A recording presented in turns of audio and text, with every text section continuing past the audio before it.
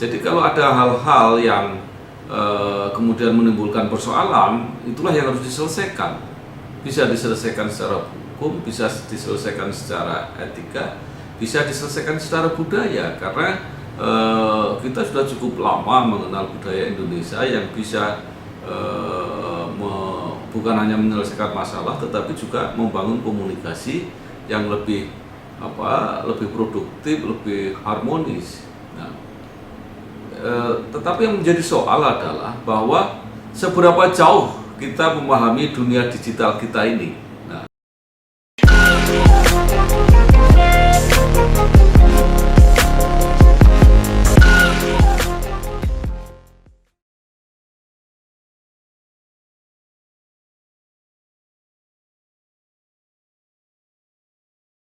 Assalamualaikum warahmatullahi wabarakatuh, para peserta, para narasumber, termasuk tadi Mbak Konita, Pak Rudi Permana, dan nanti para narasumber berikutnya. Saya Bambang Sadono, tadi sudah disebutkan bahwa saya seorang pengajar ya. Jadi saya pernah aktif di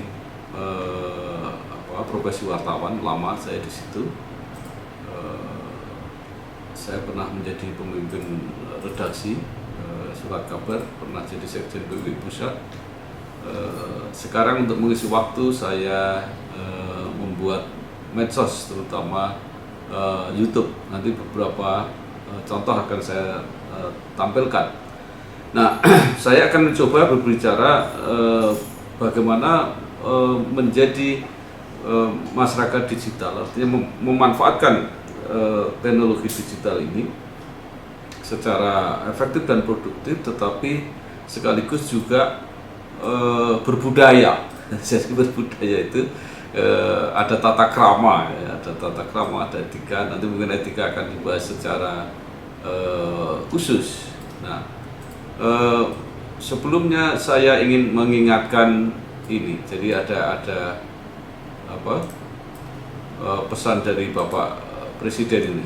Kewajiban kita bersama untuk terus meminimalkan konten negatif, membanjiri ruang digital dengan konten-konten positif, banjiri terus, isi terus dengan konten-konten positif. Kita harus tingkatkan kecakapan digital masyarakat agar mampu menciptakan lebih banyak konten kreatif yang mendidik, yang menyejukkan, yang menyerukan perdamaian.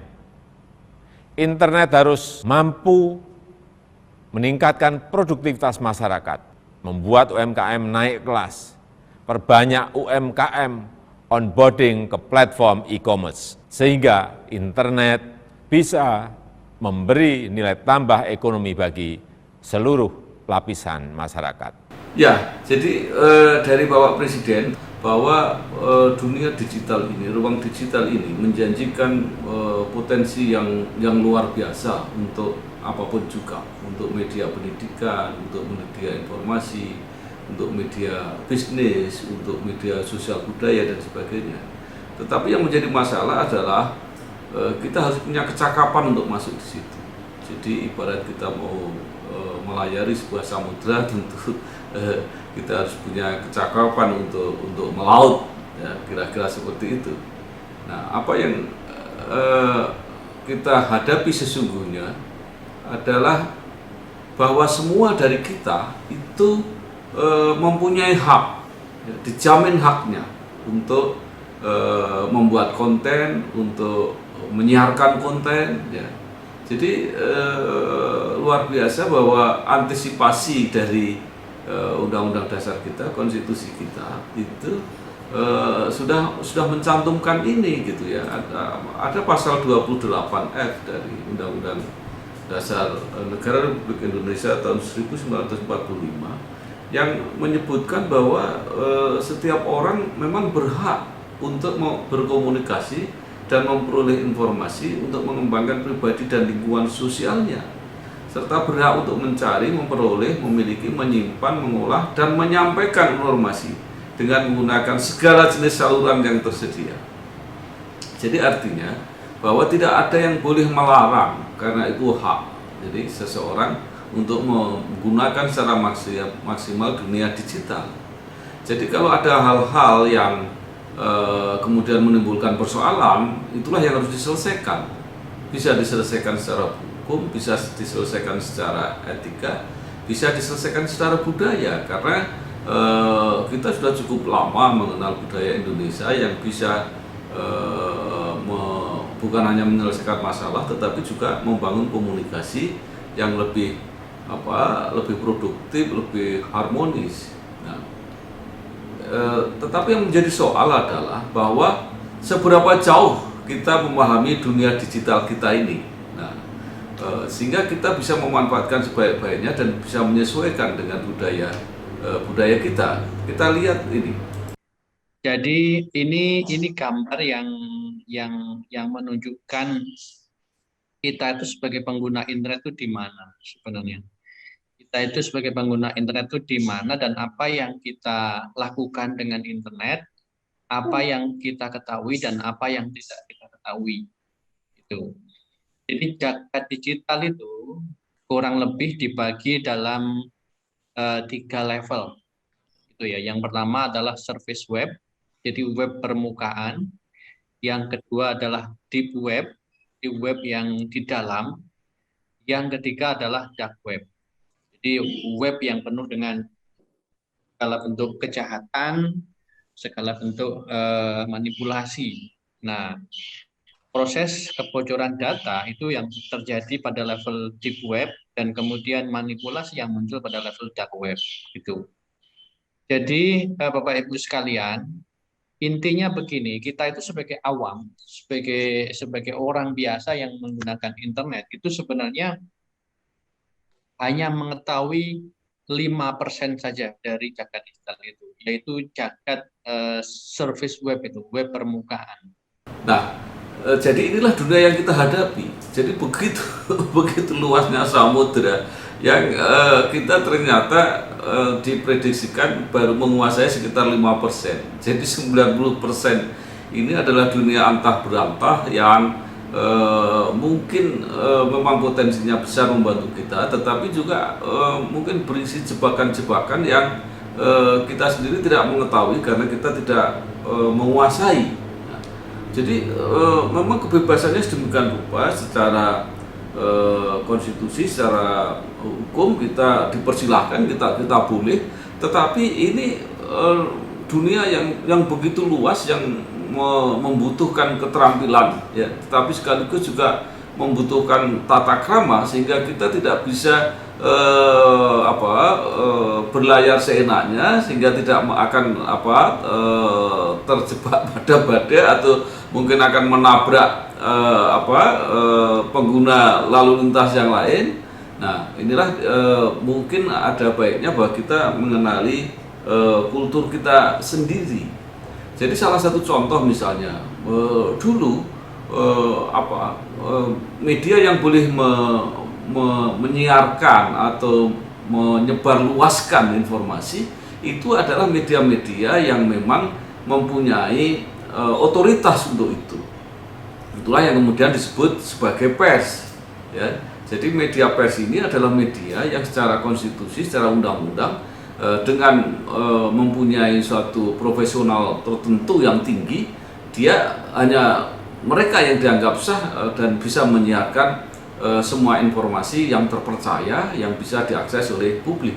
Tetapi sekarang dengan adanya hak semua warga negara untuk menggunakan media apapun yang ada, itu menyebabkan bahwa semua dari kita, baik kelembagaan maupun perseorangan, boleh membuat substansi, boleh membuat konten, boleh menyiarkan ya secara bebas, ya. Dan pada tahap-tahap tertentu bahkan media-media mainstream ya itu mengakui bahwa media yang kita buat ini mau tidak mau juga harus dikategorikan misalnya sebagai media pers. Ini kita lihat Undang-Undang tahun 99 itu sudah mengatakan bahwa pers adalah lembaga sosial dan wahana komunikasi massa yang melaksanakan kegiatan jurnalistik meliputi mencari Ini sebenarnya sama tadi dengan muatan pasal di Undang-Undang Dasar, ya, menyampaikan informasi baik dalam bentuk tulisan, suara dan gambar serta data dan grafik maupun dalam bentuk lainnya dengan menggunakan media cetak, media elektronik dan segala jenis saluran yang tersedia. Kita dulu hanya mengenal koran, hanya mengenal radio, mengenal televisi, tapi suka tidak suka sekarang kita harus menghadapi media sosial yang jumlah kuantitatifnya jauh lebih besar, pengaruhnya jauh lebih luas, ya, dan mau tidak mau harus kita terima bahwa dia sebagai media yang berhak untuk hadir di kegiatan publik kita sehari-hari. Inilah pengakuan dari Dewan Kehormatan PWI mengenai medsos. Ya. PWI bukan menurut PWI mas, sebenarnya Mas Bambang. Menurut Undang-Undang Pers. Undang-Undang Pers itu pasal 1 menyatakan bahwa wartawan menyampaikan informasi melalui katakanlah dulu media mainstreamnya, cetak, media elektronik, dan saluran yang tersedia. Jadi pembuat undang-undang ini rupanya mungkin sudah meramalkan akan ada saluran yang di luar yang lazim kita gunakan gitu. Nah itu artinya prinsip kerja jurnalistik itu diakomodasi oleh saluran itu, saluran yang tersedia gitu. Nah termasuk tentu yang kita kenal sekarang ini media sosial dengan berbagai YouTube, Instagram dan sebagainya, dan Facebook, Twitter.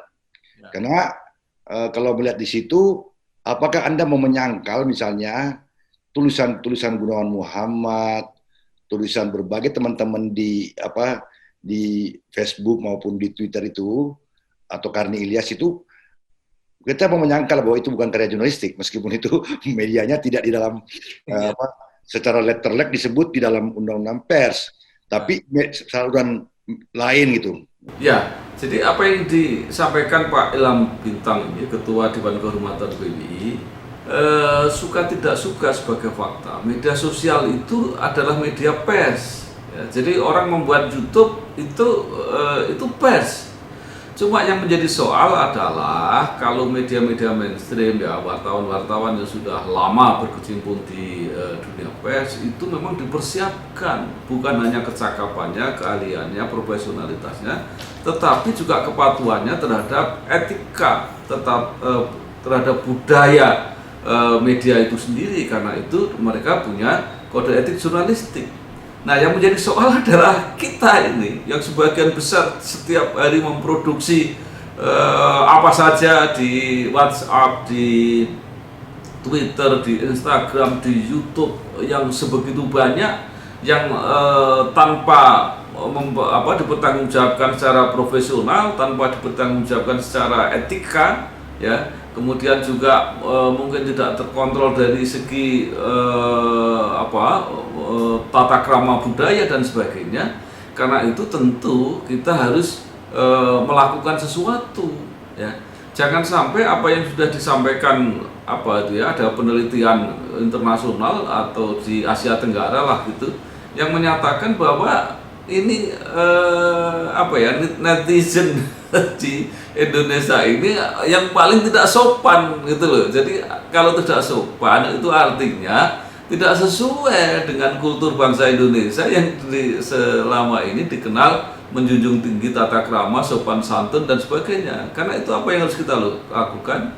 Maka kita harus mengkreasi konten positif seperti yang disampaikan oleh Bapak Presiden. Apa itu artinya mengkreasi konten positif itu? Pertama, menghindari misinformasi, bahwa kita jangan sampai memberikan sesuatu yang menimbulkan salah informasi. Salah informasi bisa menghasilkan salah persepsi. Karena itu apapun yang akan kita tayangkan, apapun yang akan kita share, jangan sampai menimbulkan salah persepsi. Kalau ada misinformasi, mispersepsi, maka terjadi miskomunikasi. Artinya apa? Komunikasi itu menjadi komunikasi yang tidak bisa dipertanggungjawabkan kebenarannya, akurasinya, maka dia bisa menimbulkan kontraproduksi. Kenapa? Karena orang yang mengambil keputusan berdasarkan komunikasi yang diterimanya, informasi yang diterimanya, itu pasti keputusannya juga tidak valid, maka dia menjadi kontraproduksi, tidak sesuai dengan apa yang diinginkan karena informasinya salah. Nah, salah-salah bisa menjadi misjustisi. Apa artinya? Artinya kita bisa terdorong, apalagi kalau kita tidak memahami aturan-aturan hukum, kita bisa terdorong ke situ. Nah, inilah masalah-masalah yang bisa terjadi kalau kita tidak mengisi konten positif. Apa sebenarnya pedoman yang bisa kita gunakan? Budaya Indonesia kita itu diwarnai budaya yang sangat besar, yang kemudian kita rumuskan, yaitu budaya Pancasila. Nah, inilah masalah yang harus kita renungkan. Survei yang dilakukan pada akhir Mei tahun lalu oleh komunitas Pancasila Muda, tentu Prof. Kailan dan lain-lain sudah membacanya, di mana responden milenial, anak-anak muda dari 34 provinsi, tercatat hanya 61% yang merasa yakin dan setuju bahwa nilai-nilai Pancasila sangat penting dan masih relevan dengan kehidupan mereka. Sementara 19,5% bersikap netral dan 19,5% menganggap Pancasila tidak penting dan hanya sekedar istilah yang mereka tidak pahami maknanya. Kemudian hasil survei sebelumnya LSI tahun 2018 juga mencatat bahwa dalam kurun waktu 13 tahun, masyarakat yang pro terhadap Pancasila telah mengalami penurunan sekitar 10%.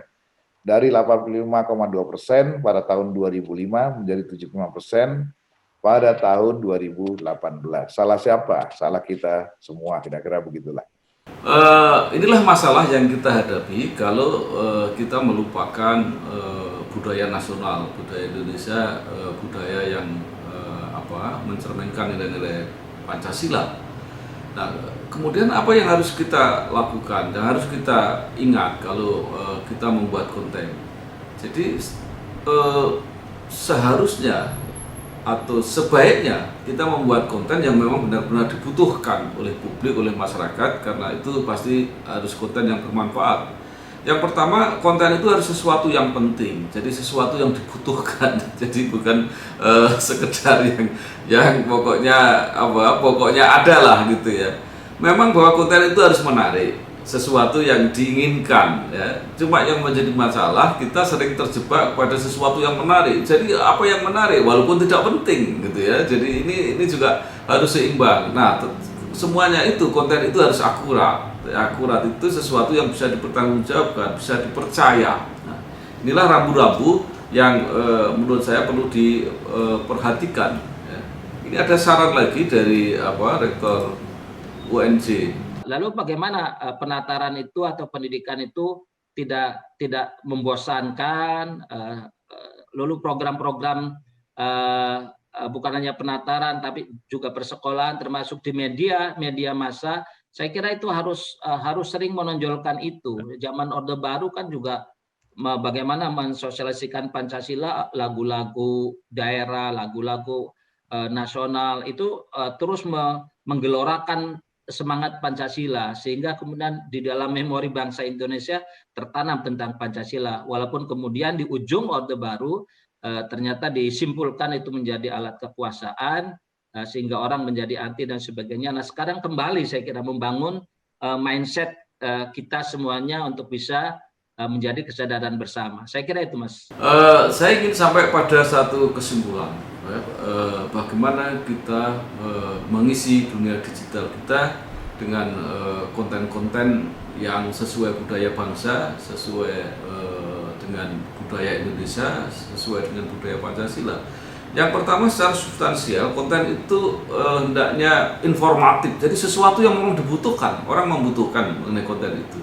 Kemudian juga konten itu harus edukatif, harus kita seleksi informatif tapi edukatif, artinya membawa pelajaran-pelajaran baru yang berguna untuk khalayak.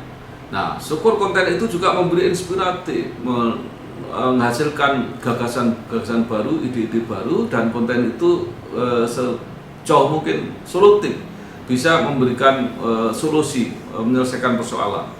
Nah, proseduralnya bukan hanya isinya, tetapi juga caranya bagaimana. Itu pertama harus mengindahkan nilai-nilai sosial budaya, ya, bahwa kita tidak boleh menyakiti orang lain, tidak boleh memojokkan orang lain, tidak boleh menghina orang lain, ya, mempertimbangkan nilai-nilai agama itu pasti, karena kita bangsa yang religius, ya, jangan sampai kita merendahkan nilai-nilai agama, ya, memfitnah dan sebagainya, dan sejauh mungkin menjauhi sara, ya. Perbedaan yang kita sudah tahu yaitu mengenai suku, agama, ras, dan antar golongan yang selama ini sudah kita jaga supaya tidak menimbulkan masalah, konflik, kesalahpahaman, perpecahan, dan sebagainya.